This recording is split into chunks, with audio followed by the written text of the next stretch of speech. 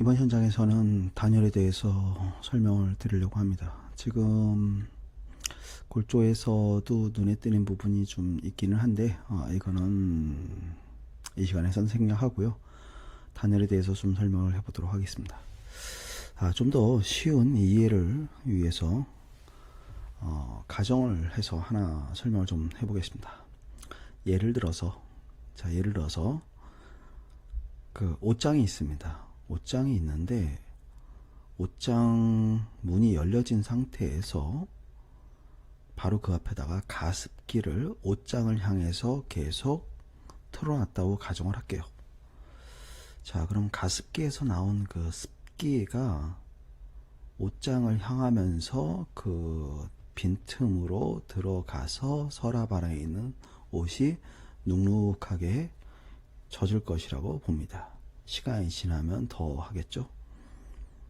그리고 이제 옷장 안에 있는 그 수분들이 결국은 거기서 이제 악취를 내고 이제 썩어서 부패가 이제 진행이 될 텐데요.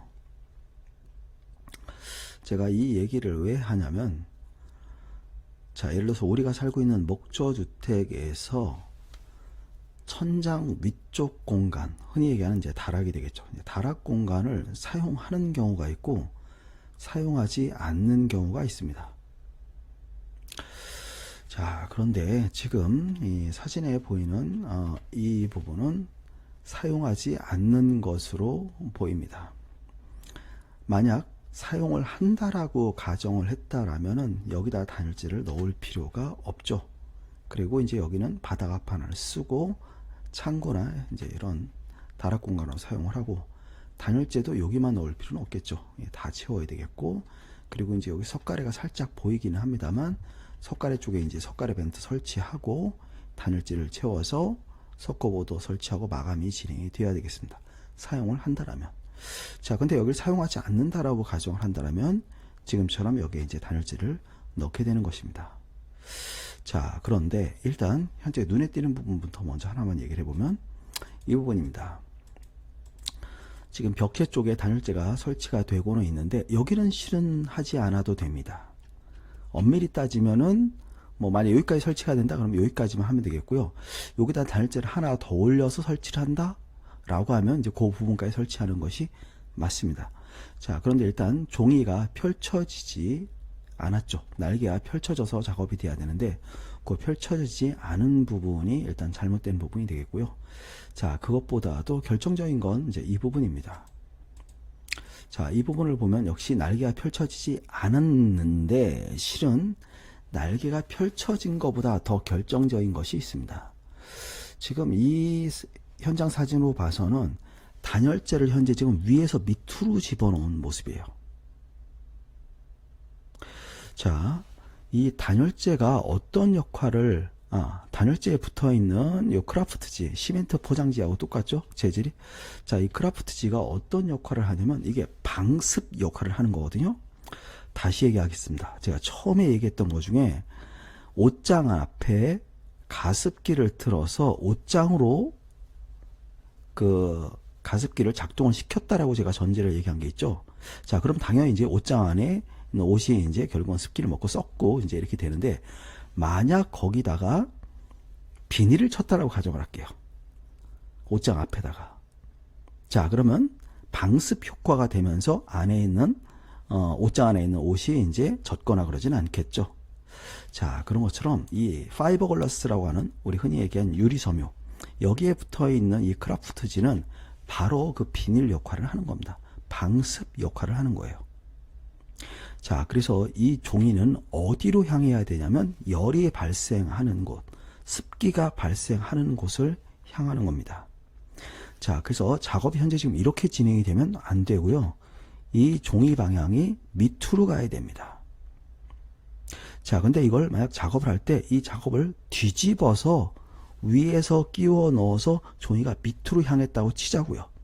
그래도 문제가 좀 있습니다. 왜 문제가 있냐면 결국은 단열재 양옆에 있는 이 종이 날개를 펼치지 않은 상태로 끼워 넣은 게 되죠. 자, 그러면 결국은 요 틈새에서 결국은 열이 새요. 그래서 종이가 아래쪽으로 가는 거는 맞지만 다시 얘기하면 밑에서 시공이 돼야 됩니다. 밑에서부터 천장을 바라보면서 날개를 펼쳐서 시공이 돼야 되겠고요. 그리고 그 위에다가 석고보드를 밀어서 설치를 하면서 종이를 구조재에다 이렇게 압착을 해서 눌리면서 결국은 확실한 방습 효과를 내줘야 되는 겁니다. 자, 그런데 그게 아니고 그 위에다가 더 단열재를 뛰어나게 2중으로 또는 3중으로 하고 싶다. 이 사실 한번 보겠습니다. 해상도가 좀 낮기는 한데 보겠습니다. 자, 지금 같은 현장으로 보여지는데요. 그 위에다 현재 지금 단열재를 옆으로 이렇게 교차시켜서 시공을 했습니다. 자, 이때는 어떻게 해야 되냐?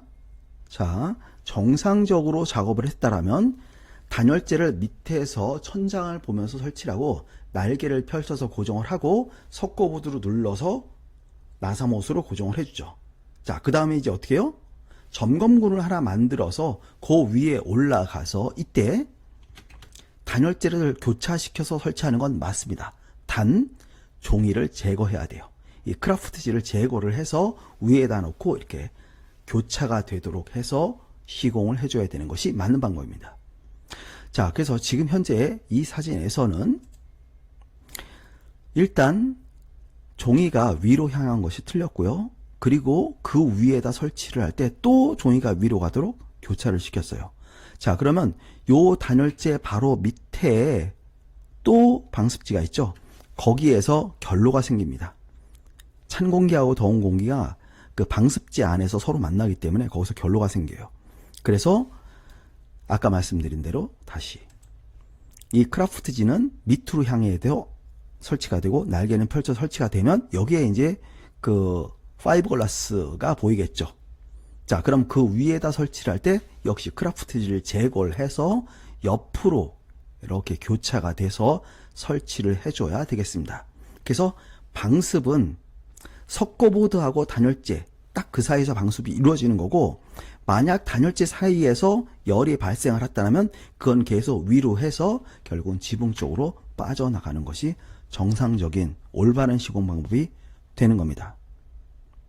자, 그렇기 때문에 단열재를 보다 뛰어나게 작업을 하실 때는 지금 제가 설명드린 부분을 잘 이해를 하셔서 반드시 그렇게 시공을 해 주시기 바라겠습니다.